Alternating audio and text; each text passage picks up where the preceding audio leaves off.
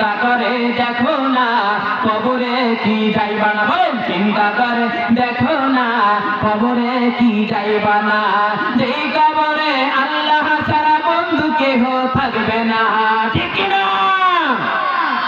যেই কবরে আল্লাহ ছাড়া বন্ধু কেহ থাকবে না, চিন্তা করে দেখো না কবরে কি যাইবা না, চিন্তা করে দেখো না কবরে কি যাইবা না, অবশেষের ঠিকানা শুধুই মাটির বিছানা, কথা বলেন ঠিক না বেডে? ডানেই মাটি বামেই মাটি, মাটি হবে শুধু বিছানা, ঠিক না? উপর দিকে তাকিয়ে দেখবো রে মন, শুধুই দেখা সাবাসের কারখানা, ঠিক না বেটি? বলেন ঠিক না? কেউ আমরা মরণ থেকে পালাতে পারবো না, কথা বলেন ঠিক না বেটি? যতই আপনি সন্দুকের ভিতরে থাকেন, বাক্সের ভিতরে থাকেন, মালাকুল মউত আজরাইল সেখানেও তোমার জান কবজ করবে, কথা বলেন ঠিক না বেটি? মালাকুল মউতের হাত থেকে আমরা কেউ বাঁচতে পারব?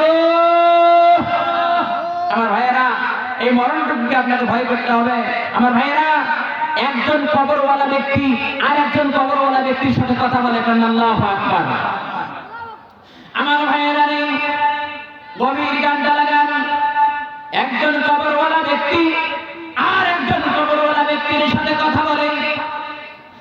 এক ব্যক্তি কেমনে কথা বলে একটি উদাহরণ দিচ্ছি। এক ব্যক্তি, এ ভাইয়েরা, সোরে কি সোরক চেনে না? কথা বল না কেন? সোরে সোরক চেনে, আর আল্লাহ ওয়ালারা ঠিক আল্লাহ ওয়ালাদেরকে চেনে। এক কবরওয়ালা ব্যক্তি আর এক কবরওয়ালা ব্যক্তিকে ডাক দিয়ে বলতেছে, ভাই রে, আমি দেখতেছি তোমার কবরটা নূরে মুনাব্বার, তোমার কবরটা থেকে জান্নাতি আলোগুলো জ্বলতেছে, এত সুন্দর তোমার কবরটা কেন?